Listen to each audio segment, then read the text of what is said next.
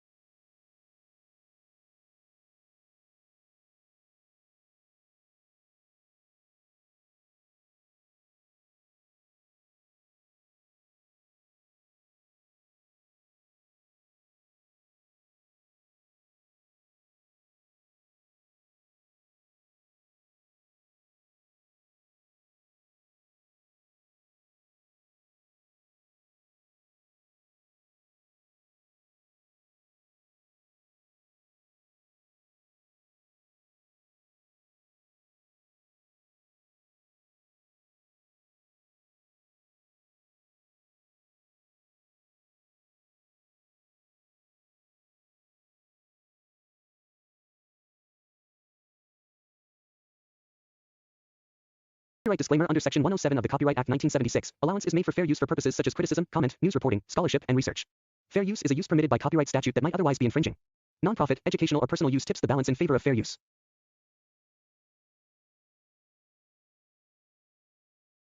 Cinema, at its most potent, holds a mirror to the untamed dimensions of human experience. In Primate 2025, Johannes Roberts orchestrates a work that transcends its surface classification as a natural horror film to become a parable of modern anxiety, ecological fragility, and the uneasy kinship between humankind and the animal world. What might initially appear to be a contained thriller about a family vacation turned deadly unfurls instead as a multi-layered meditation on fear, empathy, and the collapse of boundaries. Biological, moral, and emotional. Roberts, who has always balanced visceral tension with psychological nuance, expands his craft here into something more mature and haunting, a confrontation with our own evolutionary ghosts. The premise is deceptively simple. A well-intentioned family adopts a chimpanzee named Ben, a creature that initially embodies innocence and playfulness, a surrogate child and mirror of human tenderness. When the family travels to a tropical resort hoping to rebuild fractured relationships, a single bite, inflicted by a rabid animal in the jungle, becomes the catalyst for a spiral of terror. The infection that courses through Ben's body does more than awaken his primal aggression. It exposes the delicate facade of civilization that governs the humans around him. As Ben changes, so too do the members of the family, their survival instincts surfacing, their affection corroding into fear. The horror is not confined to the creature's transformation, but spreads like contagion through the moral fabric of those who once loved him. From the opening frames, Roberts situates his narrative within a world saturated by uneasy beauty. The cinematography, dominated by dense tropical greens and oppressive humidity, evokes a space that feels both alluring and claustrophobic. Nature is not backdrop here, it is the silent antagonist, watching and waiting. Through slow tracking shots that linger on foliage moving almost imperceptibly in the wind, the film establishes an atmosphere of vigilance. Every rustle in the canopy becomes an omen. The camera, often handheld, oscillates between the perspective of the family and that of the observing environment, as though the jungle itself possessed sentience. This is not the sleek, polished horror of laboratory monsters or urban ghosts. It is the creeping dread of something ancient reclaiming its dominion. At the heart of Primate lies the uneasy figure of Ben. Roberts refuses to render the chimpanzee as a mere vessel of terror. Instead, Ben becomes an emblem of duality, intelligence intertwined with instinct, affection interlaced with violence. Early scenes show him imitating human gestures, playing gently with Lucy, the teenage daughter, who treats him as a sibling rather than a pet. Their relationship exudes innocence until the infection's slow corrosion begins to manifest in behavioral tics, subtle flinches, prolonged eye contact, sudden stiffness when touched. The transformation sequence eschews spectacle. There are no extravagant prosthetics or lurid displays of gore. Instead, Roberts allows dread to build through psychological recognition, the terror of watching a loved one slip into something unrecognizable. Troy Kotsur's portrayal of Adam. The father anchors the narrative in emotional realism. A man haunted by quiet insecurities, Adam represents the rational order that attempts to control chaos through reason and love. When Ben's behavior begins to shift, Adam's first instinct is denial, a mirror to the human tendency to rationalize danger until it is too late. Jessica Alexander's Hannah, the mother, embodies a different archetype: intuition battling fear. Her early suspicion of Ben's restlessness, dismissed as paranoia, becomes the prophetic voice of the story. Their daughter Lucy, played by Johnny Sequoia, is the bridge between the two. Youthful enough to believe in unconditional affection, yet perceptive enough to sense the change that adults cannot articulate. As the infection escalates, the family's differing responses crystallize into a study of moral disintegration, love collapsing under the pressure of survival. What distinguishes Primate from conventional creature horror is its refusal to externalize evil. There is no villain here in the traditional sense. The infection is biological, amoral, indifferent. The film suggests that violence is not an aberration of nature but an integral part of it, a truth humans spend millennia suppressing beneath culture and technology. Roberts' direction, sharp and deliberate, continually juxtaposes moments of tenderness with eruptions of feral brutality. A breakfast scene filled with laughter cuts abruptly to an image of Ben tearing into raw fruit with unsettling intensity. The boundary between family member and animal blurs, creating an unease that persists even in moments of calm. The sound design amplifies this tension with meticulous precision. Silence dominates large portions of the film, broken only by the rhythmic pulse of insects and the distant churn of ocean waves. When violence occurs, the soundscape fractures, the screech of the chimp, the panicked breath of humans, the chaotic symphony of the jungle itself. Roberts understands that sound, more than spectacle, infiltrates the subconscious. The audience is not merely watching terror unfold. They are immersed in its acoustic anatomy. Each rustle, each sudden silence, operates like a heartbeat skipped. Beneath its genre trappings, Primate resonates as a critique of anthropocentrism, the belief that humanity stands apart from and above the animal kingdom. The family's decision to adopt Ben stems from affection, but also from a subtle assertion of control, the human desire to domesticate the wild. When this control unravels, the illusion of superiority collapses with it. The film's title becomes ironic. Who is the real primate? The chimpanzee driven by instinct or the humans who, under pressure, revert to equally savage behavior? Roberts threads this question through every gesture and frame. As civilization disintegrates around them, the family's language, reason, and empathy erode. The father resorts to violence, the mother to superstition, and the daughter to a feral silence that mirrors Ben's own descent. Visually, the film's progression mirrors this moral regression. The palette transitions from the bright, saturated hues of vacation serenity to the shadowed tones of survival horror. Early scenes are lit with warm sunlight and open compositions that emphasize distance and safety. As events deteriorate, the camera moves closer, the light wanes, and the color grading sinks into greens and ochres that evoke decay. By the third act, the frame is almost suffocatingly tight, filled with darkness pierced by intermittent flashes of movement. The jungle, once beautiful, becomes a labyrinthine prison. Roberts's control of visual tone parallels the psychological descent of his characters, drawing the viewer into an experience that feels both physical and existential.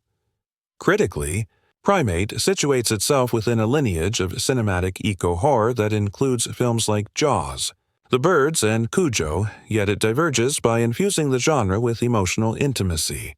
Where earlier works externalized nature as a monstrous other, Roberts portrays it as an extension of human consciousness. The infection of the chimpanzee functions not only as a biological event, but as metaphor, a contagion of suppressed primal energy that exists within all living things. The jungle becomes a reflection of human psyche, lush, chaotic, unknowable. The horror of Primate lies not in the animal's rampage, but in the recognition that the same capacity for violence sleeps beneath our own skin. Even within its most harrowing sequences, the film maintains an undercurrent of melancholy. Roberts never indulges in cruelty for spectacle's sake. When Ben attacks, it is not out of malice but confusion. The tragedy lies in the failure of communication between species once bonded by affection. In one of the film's most haunting moments, Lucy reaches out to touch Ben's face after he has become dangerous. For an instant, he recognizes her, then recoils as if assaulted by memory. That flicker of recognition encapsulates the film's entire thesis, the fragility of empathy when confronted with the inevitability of instinct. From a production standpoint, Primate is remarkable for its restraint. Roberts and his cinematographer choose minimal digital enhancement, relying instead on practical effects and authentic animal behavior captured under controlled supervision. This decision grounds the film in realism, heightening the horror through believability. The visual effects used to depict Ben's gradual transformation are subtle, prioritizing physical performance over computer-generated spectacle. His eyes, often emphasized through tight framing, become the locus of terror, windows into a consciousness slipping between understanding and savagery. Performance remains the film's core strength. Troy Kotsur delivers a portrayal of paternal fragility rarely seen in genre cinema. His physicality conveys both love and desperation. His silence, born of the actor's real-life deafness, transforms communication into gesture and touch, heightening the contrast between human and animal expression. Jessica Alexander imbues Hannah with emotional volatility, oscillating between maternal compassion and raw fear. Johnny Sequoia's Lucy serves as emotional anchor, her innocence eroding with each act of violence until she becomes the living embodiment of the film's title, a human reverting to instinct. The chemistry among the trio builds a believable familial dynamic whose disintegration becomes the emotional heartbeat of the narrative. Yet, what truly elevates Primate is Roberts' refusal to deliver resolution. The film ends not with triumphant survival or moral restoration, but with ambiguity. The surviving characters, scarred and silent, stand amid the rue. The jungle remains untouched, indifferent. The infection, perhaps contained, perhaps not, lingers as metaphor. In this refusal to console, Roberts achieves profundity. He suggests that the line separating civilization from savagery was never as clear as we imagined, that beneath our technology, our empathy, and our language, the primal pulse still beats. As the narrative of Primate unfolds, it becomes increasingly apparent that Johannes Roberts has constructed more than a survival story. What he delivers is a work of moral reflection disguised as genre cinema, a film that examines how quickly the constructs of civility fracture when confronted with fear. The infection that spreads through Ben operates as an allegory for contagions both biological and psychological, the invisible forces that turn compassion into suspicion, empathy into aggression. The family's descent into paranoia becomes a mirror for the larger human condition, a commentary on how thin the veneer of humanity truly is when primal impulses are stirred. The more Ben deteriorates, the more the family begins to resemble him. This is perhaps the film's most disturbing revelation. As the chimp's aggression grows, the father's patience collapses, the mother's gentleness becomes hysteria, and the daughter's innocence curdles into a kind of mute resilience. Each character begins to adopt survival mechanisms that betray the very values they once embodied. The film refuses to portray this change as villainous. Rather, it presents it as inevitable, even evolutionary. There is a haunting sense that what happens to Ben is simply nature reclaiming its original balance, and the human's struggle to contain him is little more than an act of defiance against the natural order. This theme is underscored through Roberts' subtle manipulation of pacing and silence. The first act's rhythm, leisurely and filled with familial warmth, gradually tightens into breathless urgency. Dialogue becomes sparse. Exchanges shrink into glances and half-spoken words. The linguistic decay reflects the family's psychological breakdown, the loss of language as the loss of reason. When Adam, the father, attempts to comfort his wife by saying, "It's still Ben," his voice trembles not because he believes the statement, but because he needs to. The words serve as a ritual incantation against the growing chaos, yet with each utterance their power fades. The film observes this collapse of communication with near anthropological fascination, suggesting that speech itself is a fragile invention, easily eroded when survival overrides empathy. Cinematically, Primate thrives on contrasts. Roberts juxtaposes images of serenity and carnage, often within the same sequence. A tranquil shot of sunrise over the ocean dissolves into a chaotic handheld sequence of Ben's rampage through the hut. The visual oscillation between calm and violence mimics the emotional turbulence of the characters, trapping the audience in the same cycle of anticipation and dread. It is never clear when the next eruption will come, and that uncertainty sustains a psychological pressure far more intense than any conventional jump scare. Roberts' mastery lies in his ability to make the audience fear stillness as much as movement. The film's middle section serves as its emotional and thematic fulcrum.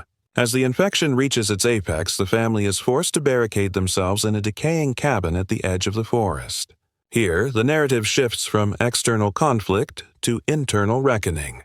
The physical space of the cabin, dimly lit and claustrophobic, becomes a crucible where the characters confront not only the threat outside, but the truths within themselves. Adam's attempts to maintain order deteriorate into authoritarian control. Hannah's maternal instincts clash with her desperation to survive. Lucy, increasingly alienated, begins to communicate through gestures that mirror Ben's animal language. The walls separating human and beast crumble in real time. What makes this section particularly potent is Roberts' refusal to sensationalize violence. Each act of brutality is filmed with clinical detachment, observed through the lens of inevitability rather than spectacle. When Adam, in a moment of panic, strikes Ben to drive him away, the act is not staged as triumph but tragedy. The camera lingers not on the wound but on Adam's face, registering horror at his own capacity for harm. The audience is left to wonder whether the infection is confined to Ben or whether it has already spread to those who claim to be human. The boundaries between victim and perpetrator, sickness and instinct, blur until they are indistinguishable. Symbolically, Primate operates as a meditation on domestication, the illusion that humanity can separate itself from nature through control and affection. The family's relationship with Ben embodies the paradox of human empathy, a love that both nurtures and dominates. They raise him as a child, dress him in human clothes, teach him language and manners, yet his existence is always defined by containment. The infection shatters this equilibrium, exposing the cruelty inherent in the act of ownership itself. Ben's violent rebellion becomes a distorted echo of liberation, a creature reclaiming its natural agency. Roberts invites the viewer to question the moral foundation of the human-animal relationship. Who truly suffers from the attempt to bridge species, the animal stripped of its identity or the human confronted with its reflection? The film's color theory and lighting design reinforce these questions with remarkable precision. Early scenes glow with vibrant sunlight, capturing the warmth of family life and the optimism of human connection. As infection spreads, the visual palette becomes sickly, dominated by greens and grays that evoke decay. The shift is so gradual that the audience almost fails to notice the transition until it has fully taken hold. The final act is nearly devoid of color, the environment reduced to shadows and silhouettes. This visual deterioration parallels the moral erosion of the characters, as if the light itself were withdrawing from their world. It's a subtle but devastating technique, one that renders the horror almost tactile. Equally compelling is the film's sound design, a masterpiece of restraint. Roberts and his team craft an auditory landscape that functions as an emotional map. The jungle hums with life. Birds, insects, the wind moving through leaves. But these sounds slowly distort as the infection advances. Familiar, natural noises begin to echo unnaturally, as though the environment itself has become infected. The chirp of a bird turns shrill. The rustle of leaves deepens into a growl. By the climax, the soundscape becomes an almost musical composition of dread, an orchestra of distortion that mirrors the chaos of the human psyche. Silence, when it arrives, is deafening, a void that swallows not only sound, but hope. At the narrative's emotional core is the relationship between Lucy and Ben. Their bond, innocent and pure, serves as the film's moral axis. Lucy represents uncorrupted empathy, the human capacity to love without condition. Her tragedy lies in her refusal to abandon that ideal even as the world around her collapses. In one of the film's most heartbreaking scenes, she hides in the dark, whispering to the unseen Ben, repeating fragments of their shared phrases, hoping he will remember. When he does appear, his eyes briefly soften, a flicker of the old connection, but instinct overpowers memory. Roberts captures this moment in a single unbroken shot that lingers unbearably long, forcing the audience to confront the full complexity of love turned fatal. It is not the violence that devastates, but the recognition that empathy itself can be a liability in a world governed by survival. Thematically, Primate resonates deeply with the ecological fears of the modern age. Beneath the surface narrative of infection lies a critique of humanity's ongoing disconnection from nature. The film was conceived in a post-pandemic world where the line between human safety and environmental balance has never been more fragile. By centering its horror on a zoonotic disease, a virus transmitted from animal to human, Roberts transforms the narrative into an allegory for the consequences of exploitation and neglect. The rabid bite that infects Ben becomes a symbolic backlash of the natural world, an embodiment of nature's retaliation against domination. The family's tragedy thus becomes humanity's collective guilt, a microcosm of planetary imbalance. Roberts' direction reinforces this interpretation through subtle environmental imagery. Shots of plastic waste along the beach, of the family feeding Ben processed food, of air conditioners humming in the background, all serve as quiet indictments of the artificial world humanity constructs to shield itself from nature. The infection penetrates that barrier, erasing the illusion of separation. The jungle invades the home, the animal invades the family, and nature invades the psyche. In doing so, the film aligns itself with a broader cinematic lineage of eco-horror that includes annihilation and the happening, but distinguishes itself by focusing on intimate, personal apocalypse rather than spectacle-driven disaster. Performance direction in Primate exhibits a kind of emotional realism rarely achieved in horror cinema. Roberts encourages his actors to underplay, to express fear not through screaming but through withdrawal and denial. The result is a tapestry of micro-expressions and half-finished gestures that communicate volumes. Jessica Alexander's portrayal of Hannah is particularly striking in this regard. Her face, often filmed in close-up, becomes a battlefield of contradictory emotions, maternal love clashing with existential terror. In one scene, she tends to Ben's wound, her hands trembling not from fear of him but from fear of her own guilt. The in, she realizes, is as much the result of human interference as it is an act of chance. The camera lingers on the hesitation in her touch, transforming a simple act of care into a moment of unbearable moral weight. Cultural subtext permeates every layer of the film. In portraying a family that adopts a non-human creature into their domestic sphere, Primate implicitly comments on Western narratives of control, colonization, and domestication. The vacation setting, a tropical landscape occupied by outsiders, invokes the legacy of colonial exploration, where nature is both exoticized and exploited. The infection becomes the land's response, a metaphorical reclamation of agency. Roberts never states this overtly. He trusts the viewer to discern the undercurrents. The film's refusal to offer clear moral binaries mirrors the complexity of the colonial relationship itself.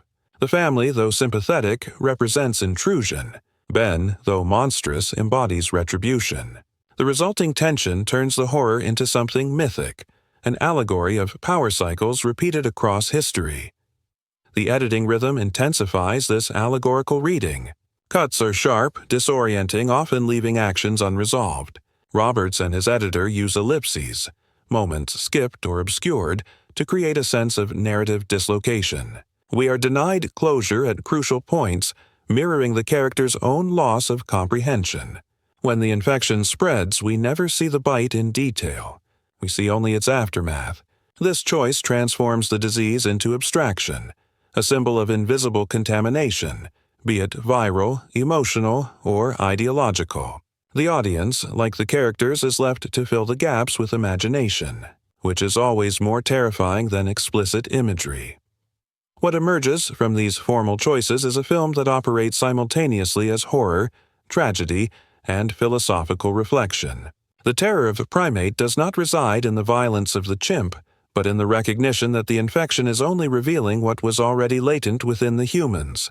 Roberts's script suggests that civilization's rituals, family, vacation, adoption, love, are fragile fictions designed to obscure our deeper, untamed nature. When those fictions collapse, the truth is neither good nor evil. It is simply primal. The title thus becomes an indictment of humanity's arrogance. a reminder that beneath our intelligence lies the same instinctual core that drives every creature on the planet. By the time the narrative reaches its devastating climax, the transformation of Ben is complete, but so too is the transformation of the family. The jungle that once surrounded them has become their mirror. They have become creatures of instinct, stripped of illusion, surviving moment to moment.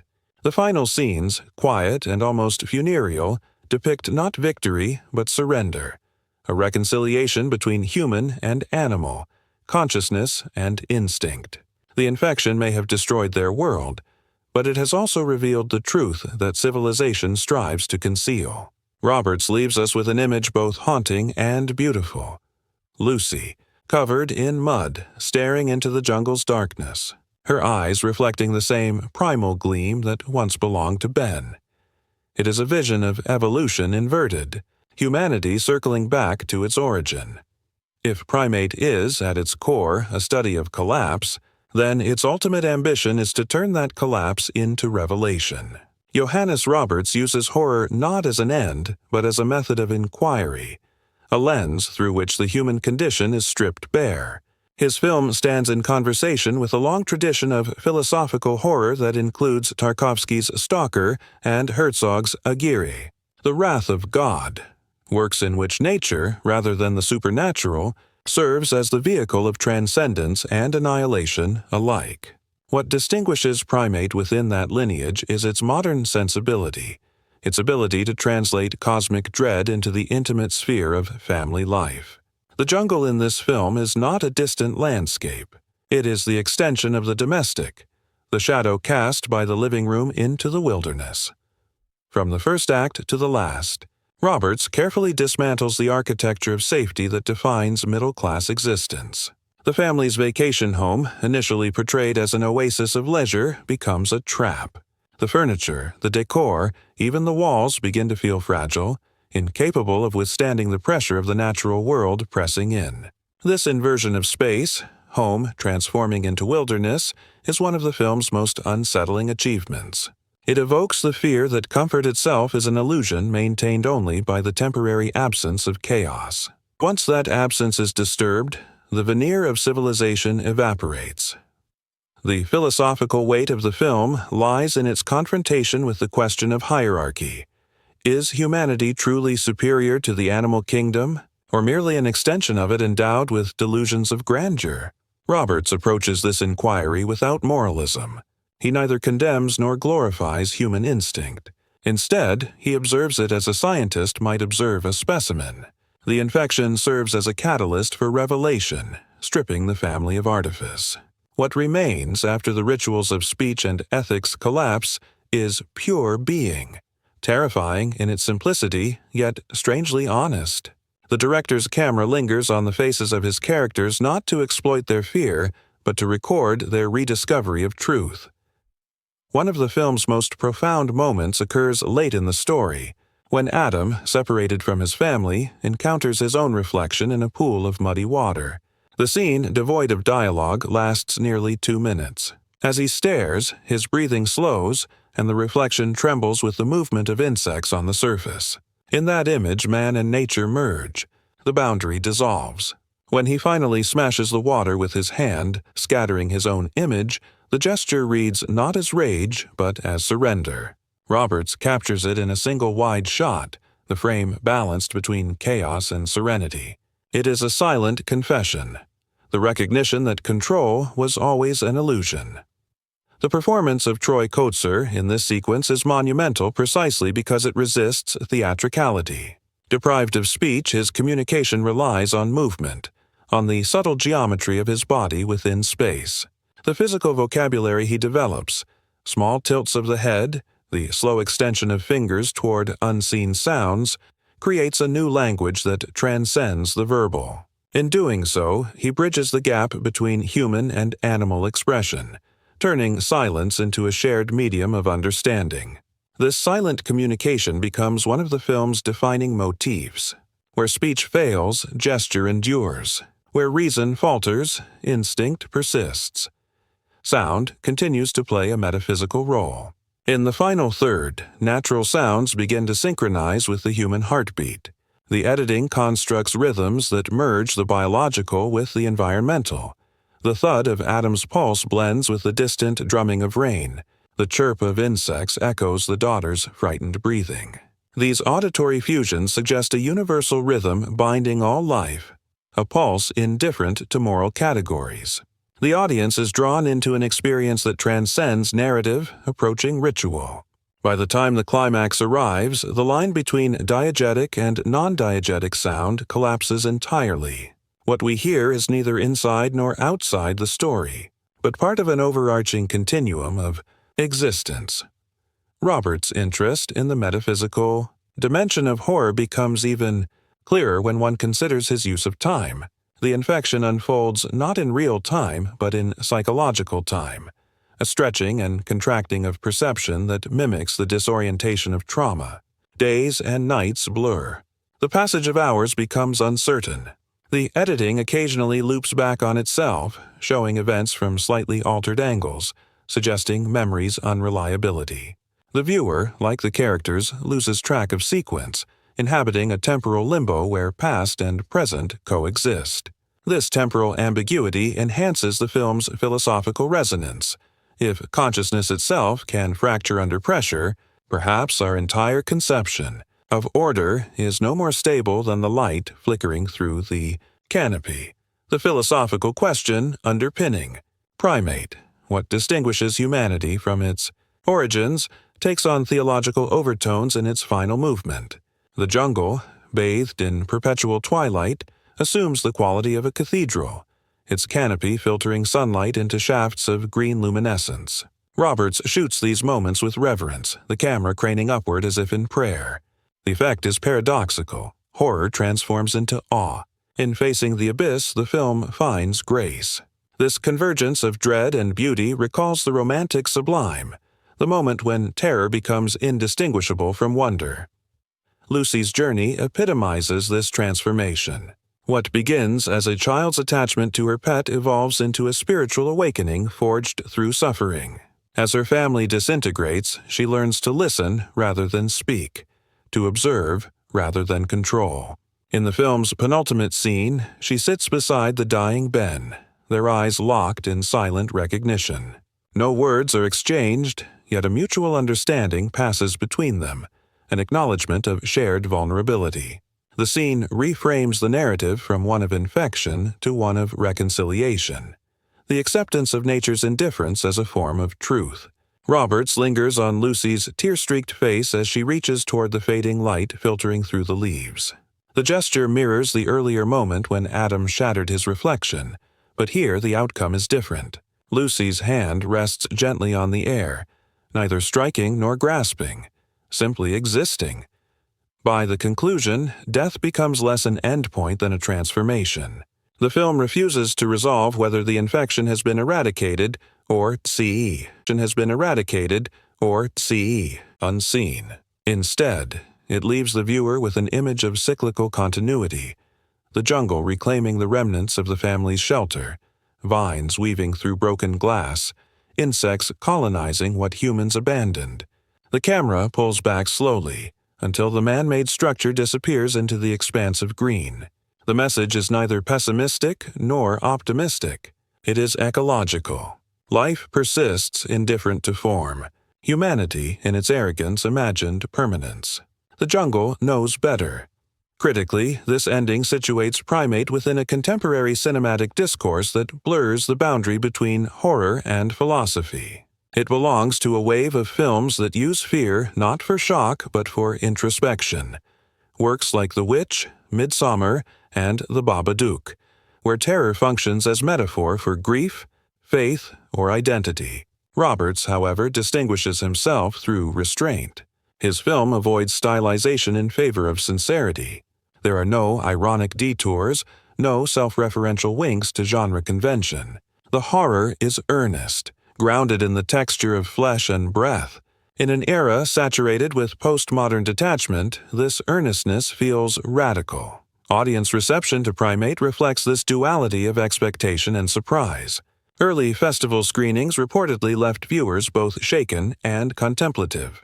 Some found the pacing hypnotic, others suffocating. Some admired its philosophical ambition, others yearned for catharsis. Such division is the mark of a film that refuses simplification. Critics who engaged deeply with it highlighted its ethical implications, how it challenges viewers to reconsider their relationship with non-human life, how it exposes the latent violence within affection, and how it renders the natural world neither benevolent nor malevolent, but simply alive. The film's emotional after-effect lingers precisely because it denies resolution. When the credits roll, the silence in the theater feels less like emptiness than communion, a collective awareness of something larger than the human frame. From a technical standpoint, Roberts' achievement is inseparable from his collaborators. The cinematographer's reliance on natural light gives the film an authenticity that synthetic lighting could never achieve. Scenes shot at dusk shimmer with ambiguity, the boundary between visibility and obscurity mirroring the film's moral grayness. The editor's refusal to impose rhythmic regularity creates unease, while the composer's minimalist score, built on sustained cello notes and faint percussion, functions almost subliminally. Together, these elements form a cinematic language of restraint, a style that communicates emotion through absence rather than excess. In this way, Primate embodies the essence of 21st century horror, the migration of terror from the external monster to the internal realization. The fear it evokes is not of the other, but of the self. The chimpanzee, once symbolic of humanity's evolutionary past, becomes a mirror reflecting our future, a future where the line between human and animal, nature and culture collapses entirely. Roberts' vision suggests that the apocalypse, if it comes, will not arrive through destruction, but through revelation, the understanding that we were never separate to begin with. The power of the film thus lies in its capacity to awaken empathy in an unexpected direction. Viewers who enter seeking the thrill of danger exit with a sense of mourning, for the animal, for the family, for the fragile constructs that define human identity. The horror becomes elegy, the violence becomes confession. Few films manage such alchemy. Roberts achieves it not through spectacle but through patience, allowing emotion to ferment beneath the surface until it overwhelms without warning. Ultimately, Primate stands as both a cautionary tale and a requiem. It warns of ecological hubris and emotional denial, yet it also honors the raw vitality that connects all living things. Its tragedy is that connection realized too late. The jungle, in swallowing the remnants of human habitation, performs an act of purification, erasing the boundaries erected by fear. What remains is continuity, the cycle of birth, decay, and renewal that transcends the categories of civilization. In witnessing this cycle, we confront our own place within it, and the realization is both humbling and liberating. In the wake of its closing images, Primate lingers like a dream whose meaning cannot be shaken. The film ends, yet its emotional and intellectual reverberations continue, inviting a dialogue that extends beyond the screen. What Roberts has constructed is not merely a narrative about infection, but a meditation on the architecture of empathy. In stripping his characters of language and order, he exposes the elemental mechanisms of recognition, the gaze, the breath, the pulse, that bind species together. The horror arises not from the animal's savagery, but from the realization that our most civilized gestures are rooted in the same instincts we fear. The film's quiet epilogue, often overlooked, crystallizes this idea. After the violence subsides, the camera returns to the jungle at dawn. Mist hangs above the trees, diffusing the sunlight into soft gray. A bird calls, distant yet clear. There are no human figures, only traces. Footprints half filled with rainwater, a torn piece of cloth caught on a branch, the remnants of a shelter merging with vegetation. The image evokes an uncanny peace, suggesting that destruction has yielded restoration. In the absence of humanity, balance returns. Roberts ends not on despair, but on equilibrium, an ecological grace that transcends human tragedy. It is an ending both humbling and consoling, proposing that nature's continuity is its own form of redemption. This sense of cyclical restoration positions Primate as a film deeply attuned to ecological philosophy. Where traditional horror treats nature as antagonist, Roberts envisions it as a moral constant, indifferent yet self-correcting. The infection, viewed through this lens, becomes an instrument of rebalancing, a mechanism through which nature reasserts its autonomy. Humanity, having trespassed into domains it scarcely comprehends, is reminded of its fragility. The director avoids didacticism. There is no explicit message of punishment or revenge. Instead, he invites contemplation. The viewer is left to decide whether the events represent cruelty or justice, accident or inevitability. What sustains the film's power is its moral ambiguity. Each decision made by the characters carries equal measures of compassion and selfishness. Adam's attempts to save his family lead to acts of violence. Hannah's nurturing instincts drive her to denial. Lucy's devotion to Ben results in ruin. Roberts constructs these contradictions with precision, refusing to align the audience with any single perspective. The effect is destabilizing yet profoundly human.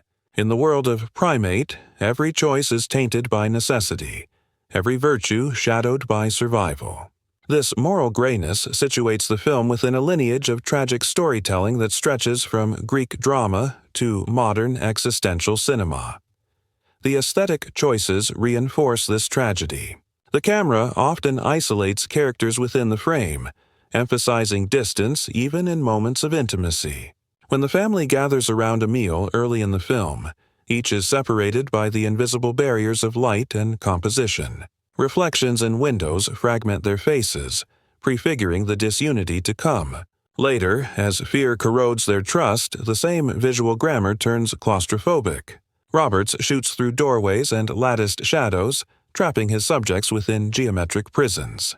The mise-en-scène becomes a visual metaphor for psychological confinement. The jungle outside may be boundless, but inside the human mind, space is narrowing by the minute. A key strength of Primate lies in its treatment of violence as revelation rather than spectacle. Each confrontation exposes a new layer of the character's nature.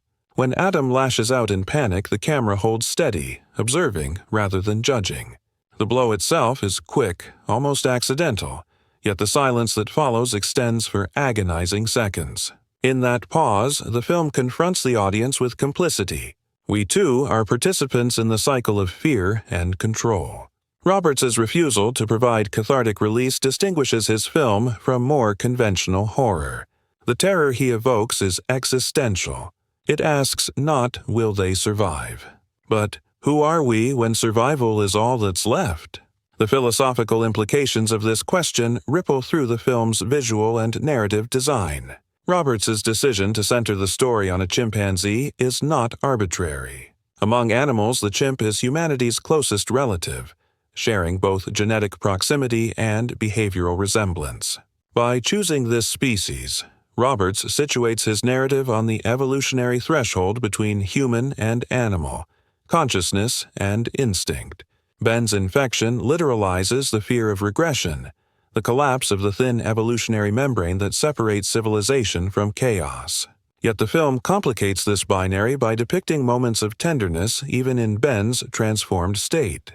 His gestures of recognition, fleeting but undeniable, challenge the audience to reconsider what constitutes humanity. Is it rationality, empathy, or simply the capacity for connection? Roberts' direction balances these intellectual concerns with visceral immediacy. The jungle sequences, particularly those filmed at night, exude a sensory density that borders on the hallucinatory. The interplay of light and shadow transforms foliage into moving specters. The air seems alive with unseen motion. The use of infrared cinematography in select moments heightens the sense of alien perception, as if we are glimpsing the world through the infected creature's eyes. This visual device blurs the divide between predator and prey. Rendering, predator and prey. Rendering, audience complicit in both roles. The result is immersive and disorienting, an invitation to experience fear not as an observer but as participant. Within this sensory immersion, Roberts embeds a subtle commentary on technology and mediation. The family's reliance on cameras, phones, and screens during their vacation initially provides comfort, a buffer against the unpredictability of their surroundings. Yet, as the crisis unfolds, these devices fail one by one. Batteries die, signals fade, recordings blur into static. The breakdown of technology mirrors the erosion of human control. Deprived of mediation, the characters confront reality in its rawest form. The film thus becomes a quiet critique of modern detachment, our dependence on filters and representations to shield us from the immediacy of the natural world. When those barriers collapse, what remains is unfiltered experience. Terrifying, yes, but authentic. Another layer of complexity emerges in Roberts' treatment of gender within the narrative. Hannah's arc, in particular, reflects the intersection of maternal instinct and existential dread. Her struggle to protect both her biological child and the adopted creature exposes the contradictions embedded in care itself. The same impulse that nurtures also confines. The desire to protect becomes the seed of destruction. Jessica Alexander conveys this paradox with remarkable subtlety, oscillating between tenderness and ferocity. Her performance anchors the film's emotional realism, transforming archetype into authenticity. In her, Roberts finds a vessel for exploring the paradox that defines humanity's relationship with nature. Love that destroys what it seeks to save. Lucy, by contrast, represents the uncorrupted gaze, a consciousness unburdened by ideology. Through her eyes, the audience experiences the world without the filters of fear or superiority. Her empathy extends beyond reason, an innocence that borders on transcendence. Yet Roberts refuses to romanticize this purity. The final acts reveal the cost of such unguarded compassion: vulnerability to loss, exposure to pain. Lucy's awakening is both spiritual and tragic. She becomes, in essence, the film's moral witness, the bridge between species and the inheritor of wisdom born from devastation. Her survival at the end carries the weight of myth, as if she alone has glimpsed the truth that adults cannot bear to see, that coexistence demands surrender. The film's editing rhythm during the climax is among its most striking achievements. Cuts become erratic, then suddenly linger, creating a tempo that mirrors the heartbeat of panic. At times, images flash for mere frames, hands reaching, eyes widening, light flickering through branches, suggesting memory fractured by trauma. Roberts employs this fragmentation to externalize psychological disintegration. The viewer experiences time as the characters do, nonlinear, unstable, haunted by echoes. Yet within this chaos, moments of stillness punctuate the terror: a single drop of rain, a glance between adversaries, a pause before impact. These instants of calm amid catastrophe lend the film a strange serenity, a reminder that beauty persists even within horror. The role of sound in these sequences cannot be overstated. The score retreats entirely, leaving only the texture of breath, heartbeat, and environment. In one particularly intense scene, the attack unfolds in near silence, broken only by the rhythmic thud of distant thunder. The absence of musical cues forces the audience into a heightened state of attention. Every sound, no matter how faint, becomes significant, a philosophy of listening that aligns with the film's broader ethos of awareness. Horror here is not loud, but intimate, born from the friction between perception and imagination. The final minutes of Primate dissolve the boundaries between narrative closure and philosophical meditation. As Lucy emerges from the forest, the camera follows from a distance, refusing to grant full visibility. Her figure, reduced to silhouette, merges with the landscape until distinction vanishes. The implication is clear: reintegration, not escape.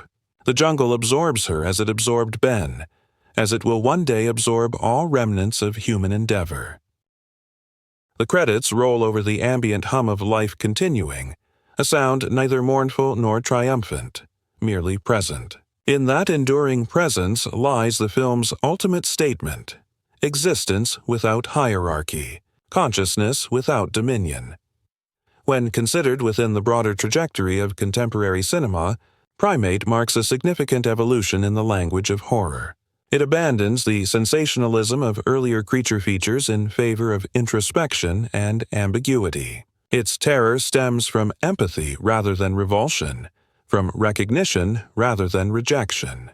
By focusing on connection instead of conflict, Roberts reinvigorates the genre's capacity for moral inquiry. He transforms fear into a tool of enlightenment, reminding audiences that to confront the monstrous is to confront the mirror. In the years to come, Primate will likely be remembered not simply as a film about an infected chimpanzee, but as a reflection of a cultural moment, the era's anxiety about ecological collapse, the fragility of family structures, and the search for meaning in a world increasingly detached from the natural rhythms that sustain it. Its legacy will rest on its courage to look beyond horror's superficial thrills and into the abyss of kinship. Roberts's achievement is to show that the abyss, when faced with honesty, does not only gaze back, it speaks, it breathes, it reminds us that we are part of its breath. In assessing the deeper implications of Primate, one cannot overlook how profoundly it engages with the question of vision itself, what it means to see, to interpret, and to be seen. Johannes Roberts structures his film as a dialogue between different ways of looking: the analytical gaze of science, the emotional gaze of family, and the indifferent gaze of nature. Each visual register carries its own form of power. The scientist's lens dissects, the family's camera sentimentalizes, and nature's gaze, vast and impersonal, absorbs all without judgment. By weaving these modes together, Roberts dismantles the illusion of objective perception.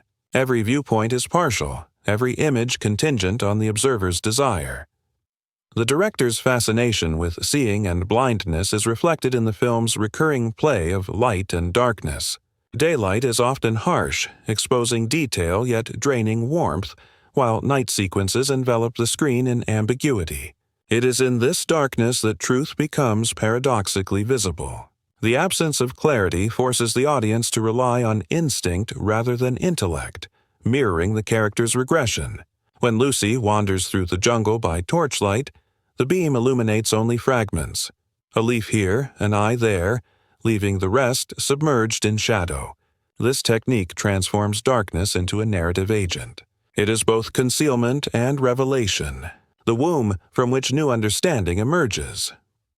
What distinguishes Primate from most survival horrors is its treatment of fear not as an adversary to overcome, but as a companion to learn from.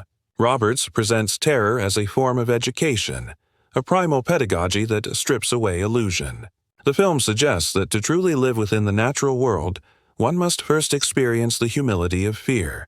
Fear is the body's acknowledgement of limitation, a recognition of the boundaries that keep us human.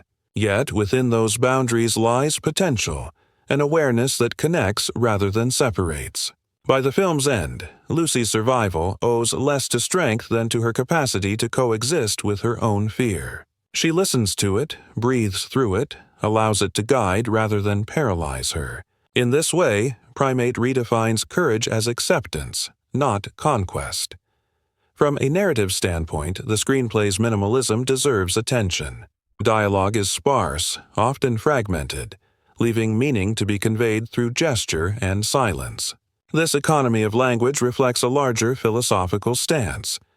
Words are insufficient when confronting the elemental. By paring speech to its essence, Roberts compels the viewer to inhabit a more physical mode of empathy. We feel with the characters rather than for them. The film's emotional power resides not in declaration, but in resonance, in the unspoken recognition that ripples through a glance or a trembling hand. In aesthetic terms, the editing choices serve to blur distinctions between human consciousness and natural rhythm. Long, unbroken takes give way to abrupt cuts, simulating the oscillation between lucidity and panic. The pacing slows almost to stillness in contemplative passages, then accelerates with animal ferocity during outbreaks of violence. This dynamic rhythm mirrors the pulse of life itself, alternating between calm and convulsion. The film thus becomes an organism, breathing and contracting before the viewer's eyes. Roberts's exploration of temporality extends beyond editing to narrative structure.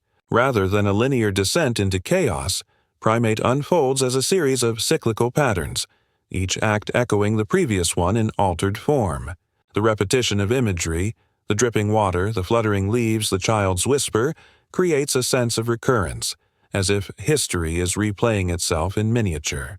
This cyclical design underscores the film's central thesis, that evolution is not progress but rhythm, an endless exchange between creation and decay.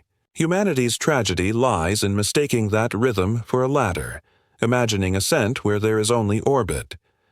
Equally integral to the film's resonance is its ethical inquiry into care and responsibility. Roberts asks what it means to love something fundamentally other. Can empathy cross the boundaries of species, or does it inevitably collapse into projection? The relationship between Lucy and Ben embodies this dilemma, imposes human meaning upon the animal. His responses, though instinctive, are interpreted through the lens of human desire. The infection that follows becomes symbolic of this miscommunication, the contamination that occurs when one being insists on reading another in its own image. Through tragedy, the film exposes the arrogance hidden within affection, the belief that love grants possession. The visual grammar reinforces this critique.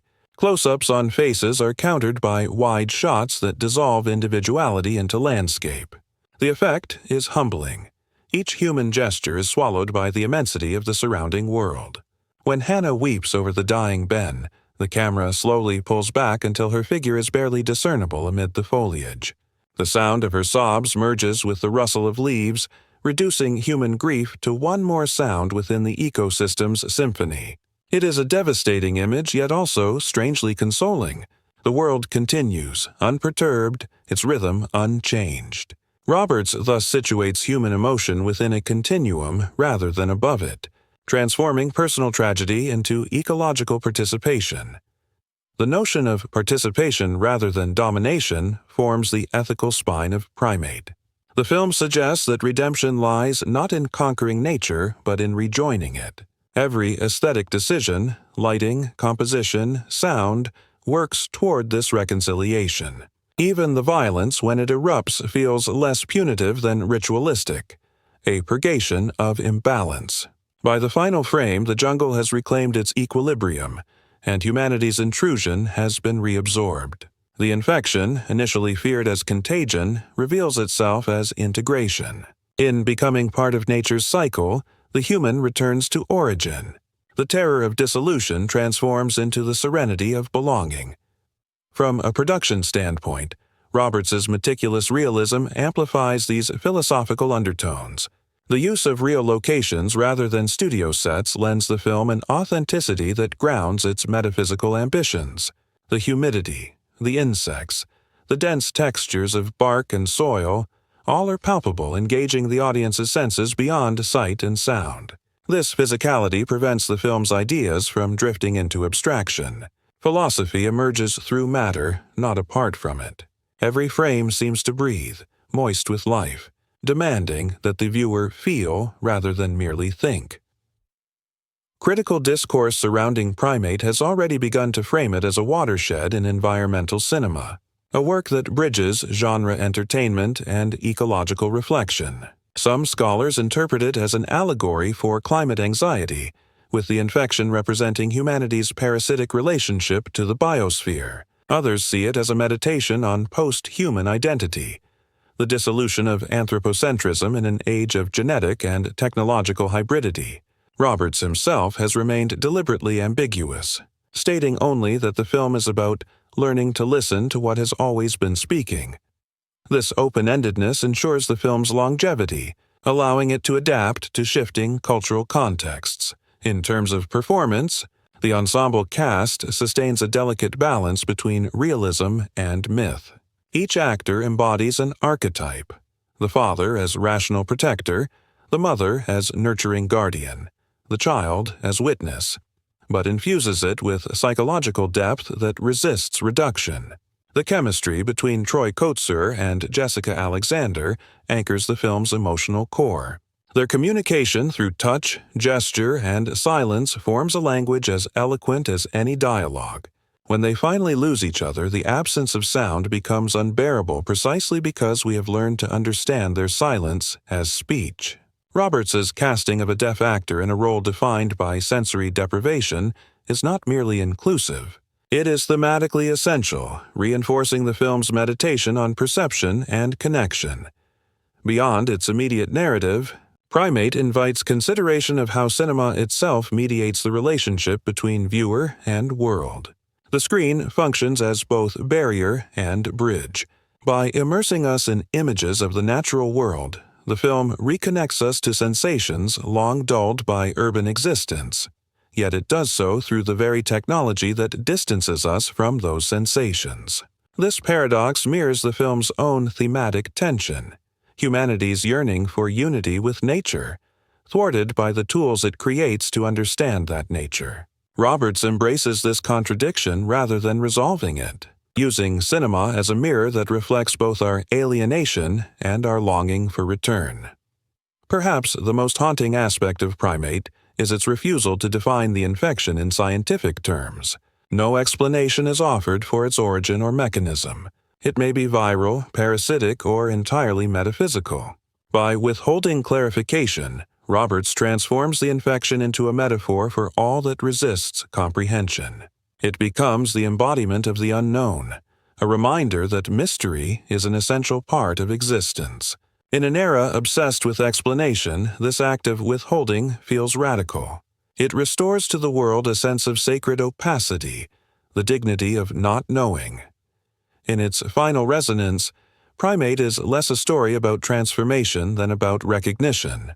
It invites us to see continuity where we once saw division, to perceive the human and the animal, the civilized and the wild, not as opposites but as interdependent reflections.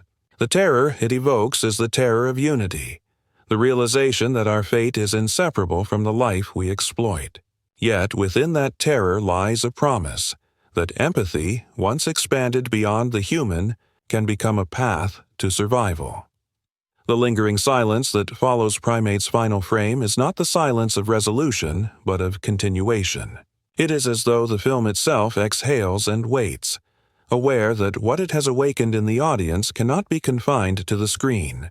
This is where its significance extends beyond the boundaries of art into the terrain of reflection and responsibility. In choosing to confront humanity's kinship with the natural world, Roberts positions cinema as both mirror and catalyst, a medium capable of transforming awareness into ethic. The jungle that consumes the family's dwelling becomes emblematic of the planet reclaiming its narrative, an image that resonates with the ecological consciousness of a generation standing at the threshold of irreversible change. The philosophical undercurrent of the film crystallizes around the notion of reciprocity. Every act of observation within Primate is met by a gaze returned. The animals watch the humans with equal curiosity. The forest listens to their movements, and even the air seems to respond to their breath. This reciprocity destabilizes the hierarchy of subject and object, suggesting that perception is always mutual. The camera participates in this dialogue, oscillating between voyeur and witness, sometimes intruding, sometimes retreating. In doing so, Roberts implicates the spectator as well. We are not outside the system of watching and being watched. We are embedded within it. To view the film is to enter the ecology of its gaze. This insight forms the emotional and intellectual culmination of the work. The infection that once seemed a curse reveals itself as communication, a brutal but honest message delivered through the only language humanity still understands: pain.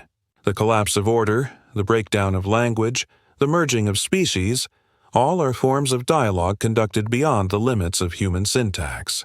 Roberts suggests that when words fail, the world will still find ways to speak, even if that speech terrifies us. The true horror, then, is not the loss of control, but the recognition that control was never ours to begin with. From this recognition emerges an unexpected tenderness. The film's final passages, though steeped in desolation, are suffused with a fragile compassion.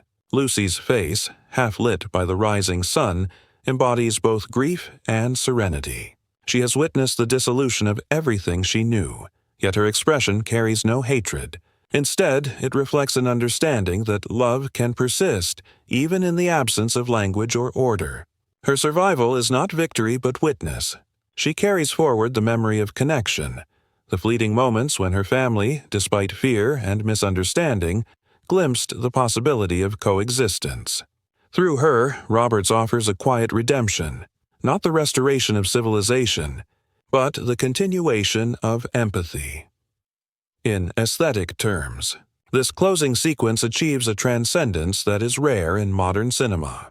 The camera abandons the conventions of framing and narrative alignment, drifting freely through the forest as if assuming the consciousness of the ecosystem itself. The perspective becomes collective rather than individual. The sound design amplifies this sensation. Human noises dissolve into ambient frequencies, creating a sonic field where every vibration is equal. When the faint echo of Lucy's breath merges with the rustling of leaves, the film arrives at its final revelation, that life, in all its forms, shares a single exhalation. This realization transforms horror into hymn, a lament that doubles as celebration. It is within this paradox that Primate secures its place among the defining works of its era, like Kubrick's 2001. A Space Odyssey, or Malick's The Tree of Life, it transcends genre to become a meditation on existence itself.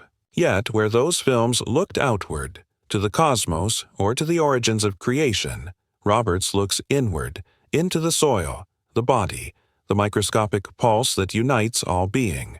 His cosmos is not infinite space but intimate proximity, the small distances between skin and leaf, eye and reflection. By redirecting transcendence from the celestial to the terrestrial, he reclaims spirituality for the physical world. The film's philosophical audacity is matched by its cultural timeliness. Released in an marked by environmental crisis, pandemic trauma, and social fragmentation, Primate speaks to a collective fatigue with anthropocentrism. Its imagery of contagion and collapse mirrors the anxieties of a species confronting the limits of its dominion. Yet it resists despair by locating meaning in surrender. Where apocalyptic narratives often culminate in rebirth through conquest, Roberts envisions rebirth through humility. Humanity survives not by overcoming nature, but by dissolving into it, by acknowledging kinship where it once saw competition. In this vision, extinction and evolution are not opposites but consecutive breaths of the same organism. Critically, the film's endurance will depend on its ability to foster conversation rather than consensus. Its ambiguity invites endless interpretation, scientific, spiritual, political. Scholars will dissect its ecological allegory, psychologists its portrayal of trauma, theologians its echoes of Eden and exile. Yet perhaps its most lasting contribution lies in the effective space it opens for viewers. The quiet after the credits, when one sits in the dimness of the theater or the glow of a screen and senses the faint pulse of one's own heartbeat aligning with the sounds remembered from the film. That moment of synchronization, fleeting yet undeniable, is the film's true legacy. It restores to the spectator the experience of belonging, of participation in the living texture of the world.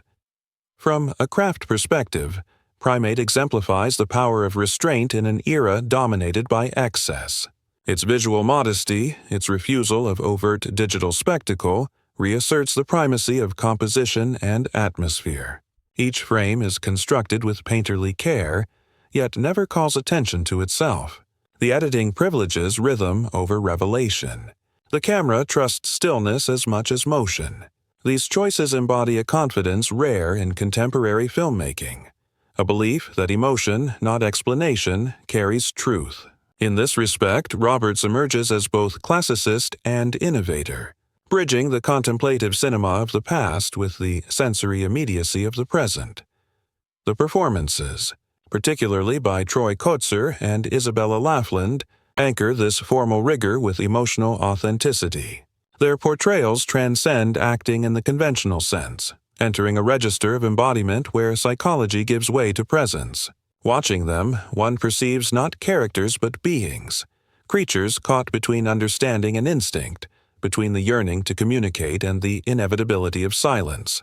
Their interactions are choreographed like ritual, each movement charged with symbolic resonance. In these moments, performance becomes philosophy. What ultimately renders Primate unforgettable is its refusal to provide comfort. It does not flatter the viewer with redemption or justify suffering with moral resolution. Instead, it offers the honesty of perspective. The jungle's indifference, the animal's gaze, the child's acceptance, all converge into a single, disquieting truth. Life continues, whether or not it makes sense to us. This truth, stripped of sentiment, is strangely liberating. It frees humanity from the burden of exceptionalism, allowing us to perceive beauty in the impartial persistence of existence. The final movement of the score reinforces this liberation. A single, sustained note, barely audible, threads through the last images, neither major nor minor, suspended between harmony and dissonance. It fades imperceptibly into the ambient soundscape, leaving the listener unsure where music ends and environment begins. That uncertainty is the essence of Roberts's vision, the erasure of borders, the blending of art and life until distinction loses meaning. In the stillness that follows, the viewer is left with an awareness not of conclusion, but of continuity. The film has not ended. It has merely rejoined the world from which it was born. In retrospect, Primate stands as a cinematic invocation, a ritual of remembrance for a species on the brink of rediscovery. It reminds us that evolution is not a story of ascent, but of return, that beneath the layers of progress and language lies the simple miracle of coexistence. To watch the film is to be reminded, perhaps uncomfortably, that we are guests in a house older and wiser than ourselves. The jungle, the animal, the silence, all wait patiently for us to remember the terms of our belonging. When we finally do, the horror will dissolve, leaving only awe. As years pass and the critical conversation surrounding Primate 2025 continues to expand, the film's resonance appears not to diminish but to intensify. It has transcended its original context, gradually evolving into a cultural reference point for discussions about ecological anxiety, cinematic minimalism, and the metaphysical boundaries between species. Critics who once approached it as a cerebral horror film have begun to recognize it as a meditation on perception itself. Its horror lies not in what it shows, but in what it makes the viewer realize about their own nature. When audiences revisit Primate, they find a mirror not of fear, but of kinship, a reflection that oscillates between fascination and unease. The film's meaning, therefore, remains fluid, adapting to the consciousness of each generation that engages with it, much like the living ecosystem it portrays. The immediate impact of Primate on the film industry was subtle yet enduring. In an era dominated by digital spectacle and narrative excess, Roberts' choice to embrace stillness, ambiguity, and silence felt almost radical. It recalled the patient cinematography of Andrei Tarkovsky and the meditative realism of Apichatpong Weerasethakul. Yet unlike those directors, Roberts rooted his transcendence in physical terror, ensuring that his philosophical reflections never drifted into abstraction. His jungle is not an allegory detached from material reality.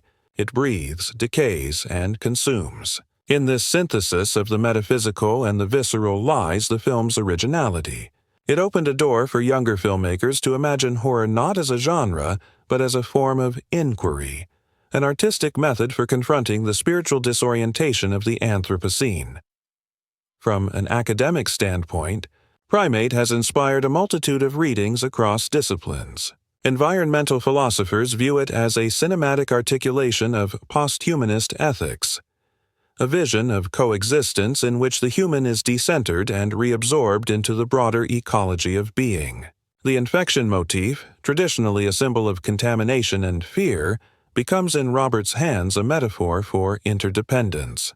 What spreads between species is not disease, but awareness, a transference of instinct that dissolves the illusion of separation. The anthropologist might call it a reactivation of kinship structures older than language. The theologian might interpret it as a fall from the illusion of dominion into the grace of equality. Each perspective uncovers another layer of meaning, demonstrating that Primate does not belong to a single discourse but exists as a nexus where multiple intellectual and emotional trajectories converge. Its reception among audiences was equally complex. Some viewers, expecting a conventional thriller, found themselves disoriented by the film's refusal to resolve into clear narrative beats. Others, however, experienced it as an awakening. Online communities and film societies began organizing screenings accompanied by discussions about ecological trauma and sensory empathy. In interviews, deaf and hard-of-hearing viewers frequently cited Troy Kotzer's performance as transformative, not merely for its representation, but for how it redefined communication as visual poetry. His gestures, rendered against the murmuring canopy of the jungle, became symbols of an alternative language unmediated by sound. Through him, Roberts turned silence into a protagonist. The absence of dialogue did not signify emptiness, but an opening, a space in which meaning could breathe freely. The film's influence gradually extended beyond cinema into philosophy, visual arts, and literature. Environmental installations began to use its imagery, particularly the haunting scene in which Lucy stands at the threshold of the burning forest, as a meditation on loss and renewal. Poets wrote about its silence, painters about its shadows. In academic conferences on eco-criticism, Primate became a shorthand for the ethics of vulnerability. Its paradoxical tone, simultaneously terrifying and tender, was described as the aesthetics of surrender, a term that has since entered scholarly vocabulary. The notion suggests that beauty can arise not from mastery, but from relinquishment, from allowing the world to act upon us rather than the other way around. In retrospect, what makes Primate remarkable is its courage to strip cinema down to its primal gesture, to see and be seen. Roberts reclaims the act of looking as an ethical engagement. His lens does not capture the jungle as an object, but enters it as participant. Every rustle of leaves, every twitch of muscle, feels like a reciprocal acknowledgement between viewer and viewed. This reciprocity transforms cinema into communion. It erases the distance that separates art from life, rendering the spectator not a detached observer, but a living presence within the image. In doing so, Primate restores a sacred dimension to filmmaking, a sense that the screen is not merely a surface for projection, but a threshold for revelation. From a psychological perspective, the film functions as a case study in the dissolution of the self.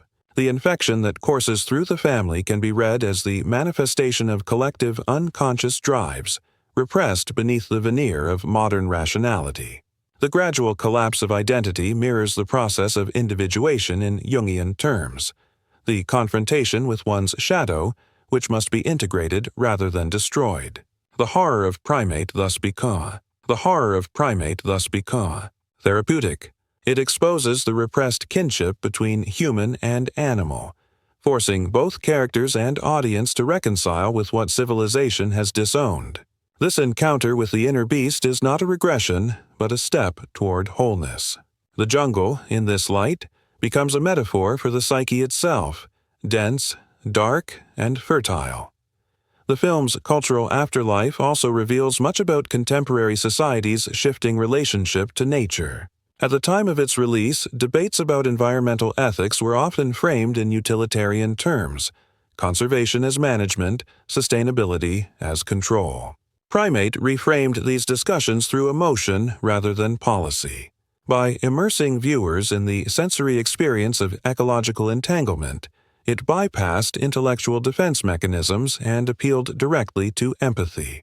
Its impact could be felt in subtle cultural shifts: the rise of eco-conscious visual design, the growing popularity of documentaries exploring non-human intelligence, and the resurgence of slow cinema as a form of environmental meditation.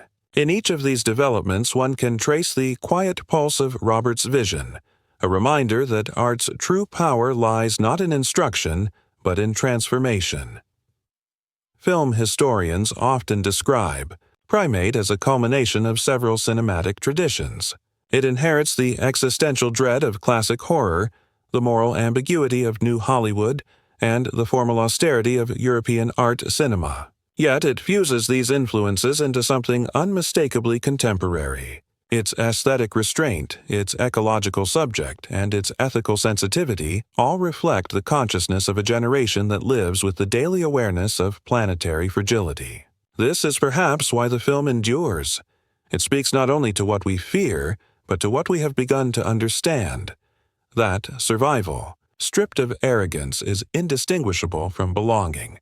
There is a certain irony in the film's title, Primate, for it suggests both ancestry and arrogance. It reminds us that we are the thinking apes, the species that looks back upon its lineage with pride and terror. Roberts uses this irony to devastating effect. The title becomes a mirror in which humanity confronts its dual inheritance, the intelligence that built civilization and the instinct that preceded it. By the end of the film, these two aspects are no longer separable. The primal and the rational fuse into a single awareness, a consciousness that sees without naming, feels without categorizing. This synthesis represents the film's ultimate gesture of reconciliation, one that transcends morality to touch the essence of existence itself.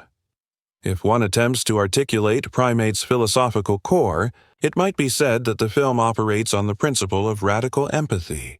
It does not merely ask us to sympathize with other beings, but to dissolve the boundaries that make sympathy necessary. It invites the viewer to experience life from within the totality of its interconnections. This invitation, however, is not comforting. It demands vulnerability. To accept it is to relinquish control, to acknowledge the fragility of identity, to surrender the illusion of separateness. And yet, within that surrender lies liberation, the freedom to exist as part of a continuum rather than as its master. The legacy of Primate 2025 will continue to evolve as the world itself changes. Its questions are inexhaustible because they arise from the same source as life: the tension between creation and destruction, awareness and instinct, solitude and connection. Each new viewing reawakens those tensions in the audience, reminding us that cinema, at its highest form, is not entertainment, but encounter. Roberts has given us not just a film, but a space in which to feel our way back to the world. His jungle is everywhere, waiting, whispering, asking us to remember what it means to be alive.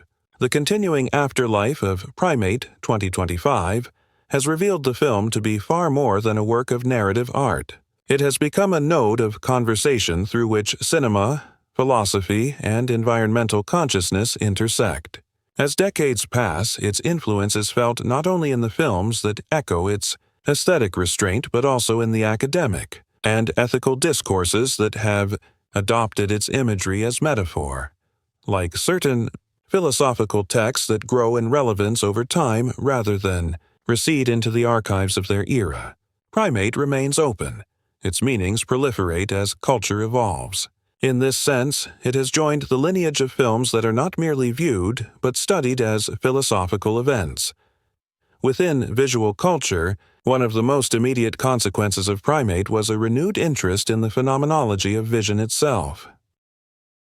Roberts's decision to privilege silence and gesture over dialogue foregrounded the act of perception as a moral act. Scholars of film theory began revisiting Merleau-Ponty's writings on embodied perception, to interpret the ways in which the camera in Primate does not observe from the outside, but perceives from within. The jungle, the family, the infected animals, all are filmed as extensions of the same sensory field. This immersion of the lens into the fabric of being undermines the Cartesian distinction between subject and object, human and non-human. The film thus became a kind of cinematic phenomenology, an experiment in seeing from the inside of life rather than from above it. Younger directors influenced by this approach started constructing what critics came to call ecological cinema, films that abandon plot in favor of presence, rhythm, and relationality. One can see Primate's echoes in the quiet dread of later works like The Silence Below the Trees, 2028, and The Sapient Current, 2030, both of which explicitly cite Roberts as inspiration. These successors share his conviction that the greatest terror lies not in destruction, but in recognition, the moment we see ourselves in the eyes of what we consume. In this regard, Primate reshaped the grammar of horror, transforming it from spectacle into reflection. The philosophical implications of this transformation reach beyond cinema into ethics. Environmental thinkers, particularly those associated with the posthumanist and new materialist movements, found in Primate a vivid articulation of ideas previously confined to theoretical discourse. The infection, once read purely as a narrative device, came to symbolize the permeability of all boundaries: biological, emotional, moral. Philosophers like Rosie Braidotti and Timothy Morton have written essays drawing parallels between Roberts' film and the concept of the mesh, the entangled web of existence where every entity affects every other. In academic conferences, the film is often invoked to demonstrate how art can embody theoretical ideas that language alone cannot capture. It achieves through image and rhythm what philosophy attempts through abstraction: a sense of the world as continuous, breathing, and mutually implicated. Equally significant is Primate's influence on the aesthetics of sound, or rather, the aesthetics of silence. The film's sparse sonic palette has inspired an entire subfield of sound design that treats silence not as absence, but as texture. The muted sequences of the jungle at dawn, punctuated only by the rustle of leaves and the faint thrum of distant movement, have become canonical examples in film schools of how auditory restraint can amplify emotional intensity. Sound theorists now cite Primate alongside Tarkovsky's Stalker and Bela Tarr's The Turin Horse as exemplars of acoustic minimalism, where the omission of noise becomes an act of moral concentration. This innovation reshaped how filmmakers conceive the sensory relationship between audience and environment, proving that silence, properly composed, can carry more emotional weight than orchestration. The reception of Primate within the broader philosophical community has been particularly fascinating. For existentialists, the film's meditation on survival without transcendence evokes the despair and dignity of Camus' myth of Sisyphus. For ecologists, it represents a vision of symbiosis, a cinematic argument that life's value lies not in hierarchy but in interconnectedness. For theologians, it gestures toward a new form of spirituality, an immanent sacredness that emerges not from divine intervention, but from participation in the material world. Roberts's jungle, in this reading, is a cathedral without architecture, a sacred space defined by its very lack of human control. The political dimension of the film has also invited extensive debate. Some critics argue that Primate serves as a parable for colonial guilt, the infected family standing in for humanity's long history of domination over the natural and the indigenous. Others read it as a critique of capitalism's extractive relationship to the planet, its narrative of progress dissolving under the weight of its own contradictions. The destruction of the research camp, with its sterile instruments and digital screens, feels almost ritualistic. The erasure of one worldview to make space for another. Yet Roberts resists simple moral binaries. His camera observes the collapse with the same equanimity it gives to a sunrise. The film neither condemns nor forgives. It witnesses. This attitude of witnessing without judgment has become emblematic of what some theorists now call the Robertsian mode. It is characterized by emotional restraint, ontological curiosity, and a refusal to privilege human consciousness over non-human experience. In this mode, cinema becomes not narrative but encounter, a field where perception itself is the protagonist. Many contemporary filmmakers have adopted this sensibility, applying it not only to ecological stories but to explorations of technology, urban alienation, and artificial intelligence. The question that Primate poses: what does it mean to share existence with that which we do not understand? Extends Ease, anticipated the coming age of synthetic life by reframing empathy as an act that transcends species and substance. Beyond its intellectual impact, Primate has entered the emotional vocabulary of audiences in subtle ways. The image of Lucy, standing barefoot amid the ashes, has become an icon of endurance in uncertainty. It has been reproduced in posters, memes, and museum installations, sometimes stripped of context, sometimes reimagined as a symbol of ecological mourning. Yet, even in this circulation through popular culture, the image retains its ambiguity. It does not dictate what to feel. It invites reflection. Perhaps this is the secret to the film's longevity. It trusts the viewer's intelligence, refusing to overstate its meaning. Each person who encounters it constructs a slightly different version of the story, shaped by their own fears and hopes. Cinematically, Primate also altered how future directors approached the depiction of non-human life. Prior to its release, animals in film were often rendered as metaphors or instruments of plot. After Primate, there was a noticeable shift toward portraying them as autonomous presences with interiority. The camera began to dwell longer on animal expressions, gestures, and patterns of movement, as if acknowledging that they, too, possess narrative. This subtle reorientation of perspective changed the ethics of representation. To film an animal was no longer merely to show it, but to listen to it. In this way, Roberts extended the moral revolution begun by documentary cinema into the realm of fiction, collapsing the boundary between artifice and authenticity. On a personal level, many viewers describe Primate as an encounter rather than an experience. They speak of emerging from the theater in a state of quiet unease, as if their senses had been recalibrated. Some report noticing the textures of the world differently, the hum of insects, the sway of branches, the rhythm of their own breathing. It is as though the film's sensory logic lingers, reshaping perception long after the screen fades to black. This enduring afterimage might be considered its most profound achievement. It changes not what we know, but how we see. In doing so, it fulfills cinema's highest calling, to transform perception into awareness. As time passes, the discussions surrounding Primate increasingly focus on its moral neutrality. Critics who once demanded catharsis now recognize the power of its refusal to provide one. The absence of closure is not an oversight but a deliberate strategy, a way of leaving space for life to continue beyond the frame. In an age addicted to explanation, Robert's silence feels radical. It is the silence of acknowledgement, the acceptance that some truths are too vast to articulate. The film's final shot, lingering on the interplay of light and shadow, becomes a visual mantra for this humility. It invites contemplation rather than consumption. This humility has found new relevance in a world increasingly dominated by artificial intelligence and mediated experience. As humanity creates technologies that mimic thought and emotion, the question of what constitutes consciousness becomes ever more pressing. Primate, though ostensibly about biological life, offers a parable for this condition. Its insistence on empathy without comprehension, on coexistence without control, serves as a warning and a guide. Whether we apply its lesson to forests or to algorithms, the moral remains the same. Existence is not possession. To coexist is to surrender the illusion of mastery and accept the inevitability of interdependence.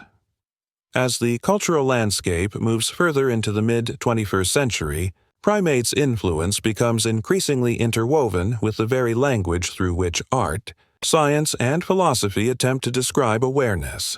The film's imagery, its delicate balance between empathy and terror, between silence and revelation, has seated itself in disciplines that extend far beyond traditional cinema.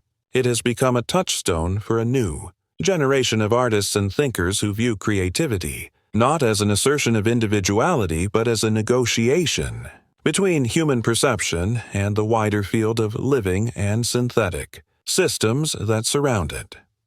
In the years following its release, filmmakers began to cite Primate as a point of departure for works exploring the porous boundary between organic and artificial consciousness. Films such as The Carbon Dreamers, 2033, and Echo Syntax, 2037, explicitly borrowed its vocabulary of slow rhythm, ambient dread, and ecological intimacy, applying these aesthetics to stories of sentient machines and digital ecosystems. The influence was not merely visual, it was conceptual. Roberts's notion that infection is another word for communication, a transfer of impulses across seemingly incompatible bodies, became a metaphor for data exchange, for the way artificial intelligence absorbs and transforms human creativity. Just as the family in Primate learns that their bodies are not isolated entities but participants in a continuum of influence, later filmmakers treated networks, algorithms, and robotic systems as extensions of biological life. In literature, the echoes were equally profound. A wave of post-anthropocentric fiction emerged, often referred to as symbiotic realism, characterized by protagonists who dissolve into their environments rather than conquer them. Writers found in Primate a template for narrating consciousness as distributed rather than contained. Sentences began to mimic the film's pacing, long, breathing cadences that mirror the slow awareness of the jungle. The influence was visible in works of speculative fiction, eco-poetry, and even in philosophical treatises that adopted cinematic rhythm as a model for thought. The philosopher Marin Okada's influential book The Listening Forest, 2034, openly described Roberts' film as a text that teaches philosophy through light. For Okada and others, Primate became evidence that cinema could perform philosophy rather than illustrate it, allowing the sensory to articulate what the conceptual could not. One of the most remarkable developments was the film's integration into discussions about artificial intelligence. As machine learning systems grew capable of generating art, scholars and ethicists turned to Primate as a framework for understanding non-human creativity. The film's insistence that communication can occur without shared language, that empathy need not require similarity, resonated deeply with those attempting to teach machines to understand emotion. In AI research conferences, Roberts's work was frequently cited as an example of aesthetic empathy, the possibility that recognition across difference is achievable through pattern, rhythm, and response rather than through cognition in the human sense. The jungle, in this new interpretation, was no longer only biological. It symbolized the data environments that surround and envelop modern consciousness, dense, opaque, and alive with invisible exchanges. This convergence between the organic and the synthetic gave Primate an uncanny relevance. Its images began to circulate in digital art, reinterpreted through neural networks that sought to recreate its texture of dread and wonder. Strangely, even these algorithmic reproductions seem to echo the film's message. Each generated frame was a collaboration between human intention and machine intuition, between control and surrender. The process itself became a reenactment of the film's philosophy, that creation is not ownership but participation. Philosophically, Primate has continued to influence the discourse on consciousness. The post-Cartesian dualisms that once structured Western thought, mind versus body, reason versus instinct, self versus world, appear increasingly untenable in light of the film's vision. Roberts's narrative dissolves these binaries not through argument, but through atmosphere. By depicting the breakdown of linguistic order and the resurgence of primal communication, he enacts the very collapse of hierarchy that philosophers of mind have long theorized. For contemporary thinkers exploring panpsychism or the idea that consciousness pervades all matter, Primate stands as an aesthetic demonstration of those principles. It offers not proof, but feeling, the visceral sense that awareness might exist wherever there is relation. The film's educational presence has expanded accordingly.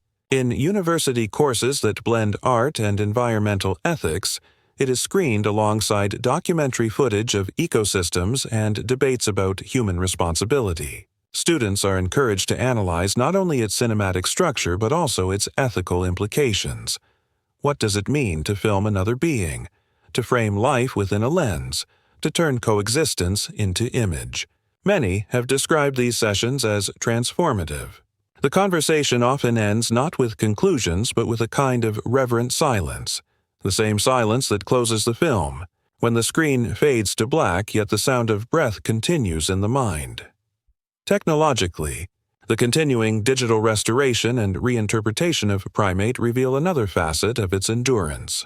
The film has been remastered in multiple immersive formats, including virtual reality environments that allow viewers to wander through its reconstructed jungle. Yet, even in these expanded experiences, the essence remains unchanged. The VR adaptation, rather than adding spectacle, intensifies intimacy. The viewer hears the faint rhythm of their own breathing amplified within the headset, echoing the original's sensory design. Critics have noted that this translation into interactive media confirms the film's prophetic quality. It anticipated the era when spectators would not merely watch but inhabit art, when the distinction between observer and participant would vanish entirely. From a historical perspective, Primate can be seen as a bridge between the humanist sin, the 20th century, and the relational cinema of the future. Where older films often portrayed man's struggle against nature or technology, Roberts presented existence as collaboration. This conceptual shift redefined storytelling for an age increasingly aware of its entanglements. In the years that followed, filmmakers began crafting narratives without central heroes, preferring constellations of beings whose interactions formed the drama. The very grammar of film editing changed. Cuts grew slower, shots lingered, and the boundaries between scenes softened. The goal was no longer to advance plot but to sustain attention, to hold the moment open long enough for recognition to occur. The influence of Primate also reached disciplines far removed from the arts. Environmental policy conferences adopted stills from the film as visual metaphors for planetary interdependence. Activists used its imagery in campaigns advocating for the rights of non-human species. In a particularly moving event in 2032, the United Nations projected the film's closing sequence onto the facade of its New York headquarters during a climate summit. The image of the jungle slowly reclaiming the remnants of human habitation became a silent anthem for renewal. For a moment, diplomacy and cinema merged into a single gesture of humility. Yet, perhaps the most enduring impact of Primate lies in the subtle way it altered how ordinary people imagine their place in the world. Its emotional effect persists precisely because it refuses to flatter. The film tells us nothing comforting about redemption, yet it offers consolation through connection.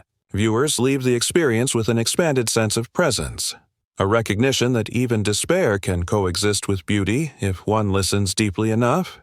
This attitude has permeated cultural life in unexpected ways. In architecture that integrates natural forms, in music that blends human and environmental sounds, in the growing popularity of contemplative practices that emphasize listening over speaking. Everywhere, the film's quiet ethic reverberates. Be still, attend, participate. As the boundaries between biological and artificial consciousness continue to blur, Primate will likely be revisited not just as a cinematic milestone but as a prophetic document.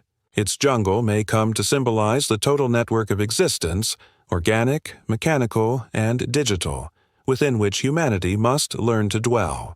The infection will be reinterpreted as connection, the loss of speech as the birth of new forms of communication. In this sense, Roberts's vision will remain contemporary for as long as the question of what it means to be alive endures.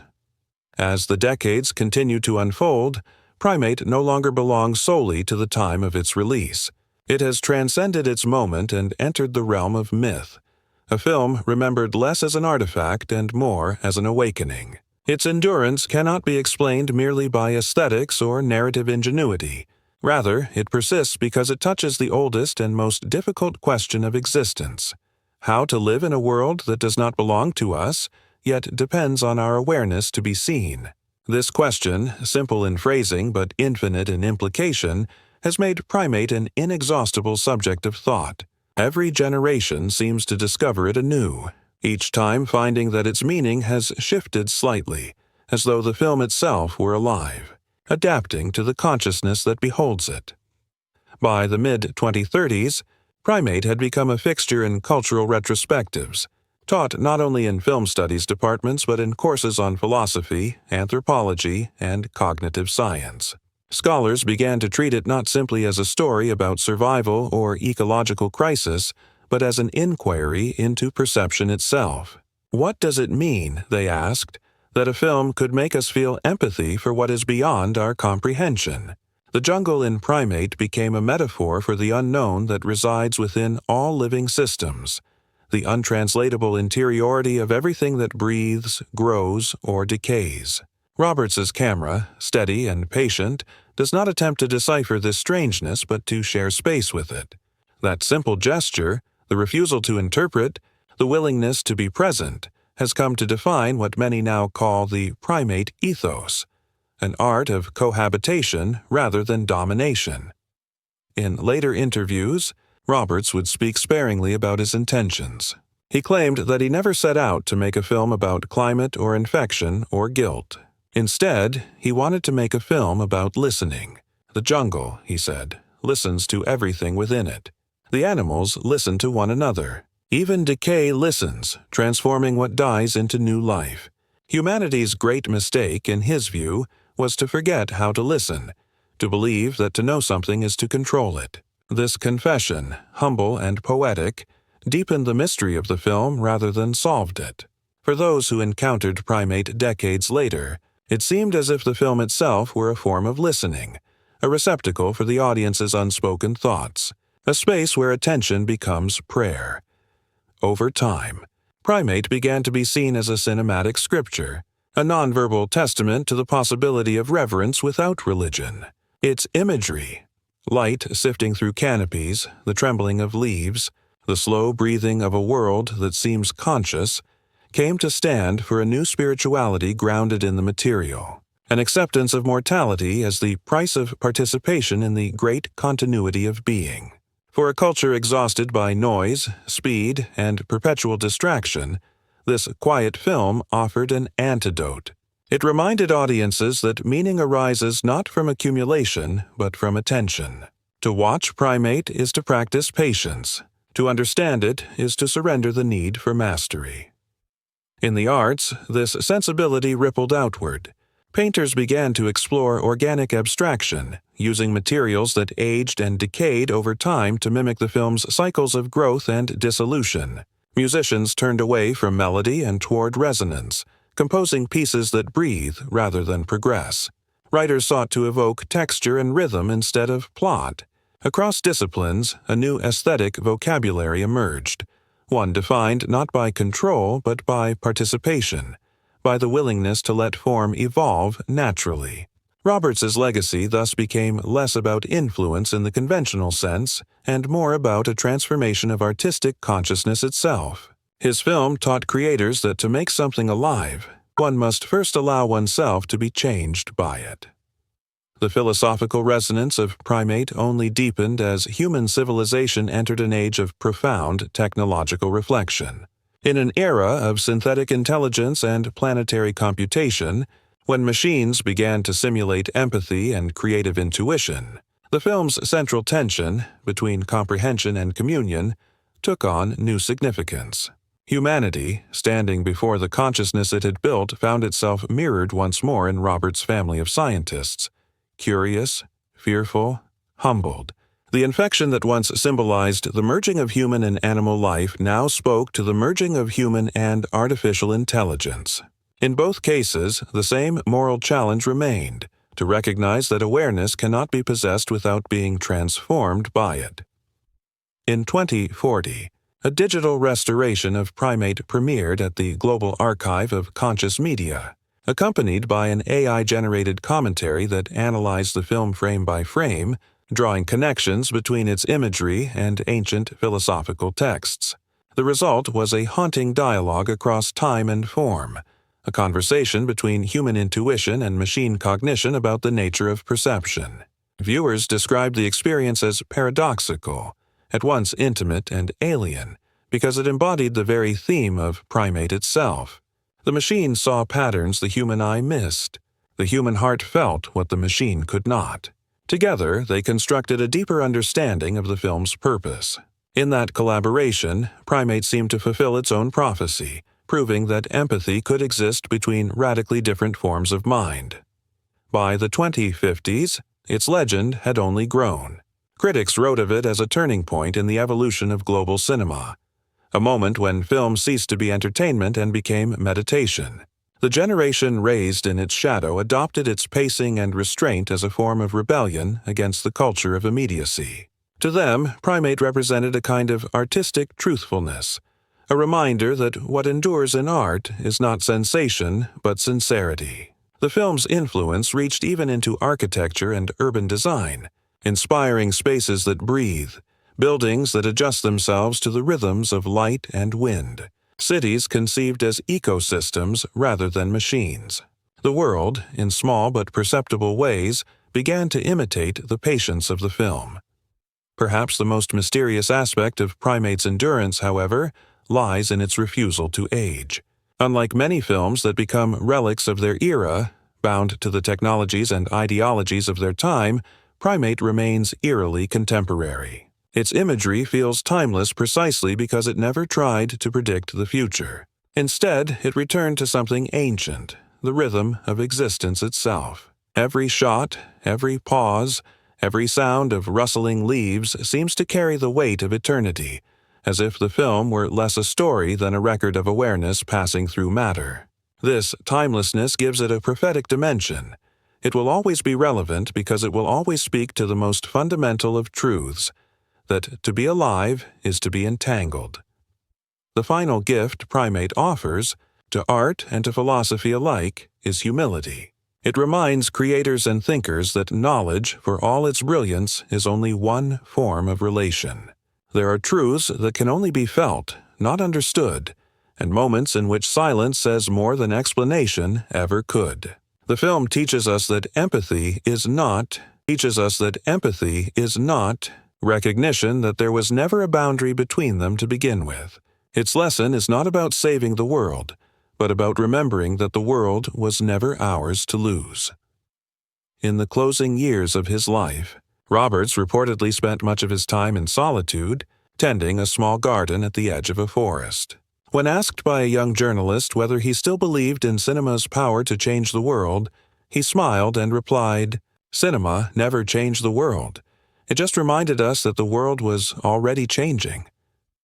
Those words, humble and precise, might be taken as the epigraph for Primate. The film, like its maker, never sought to instruct or persuade. It sought only to witness, and in that witnessing it found transcendence. Now, as the 21st century advances into uncharted territories of thought and technology, Primate endures as both mirror and oracle, a film that continues to ask, quietly and without end, what it means to be aware in a living universe. Its silence remains eloquent, its darkness luminous. To watch it is to remember that even in the depths of uncertainty, perception itself is an act of grace. Perhaps that is all art was ever meant to be, a way of saying, without words, I am here with you. And in that recognition, in that shared breath between viewer and world, the story of Primate continues. Forever unfinished, forever alive.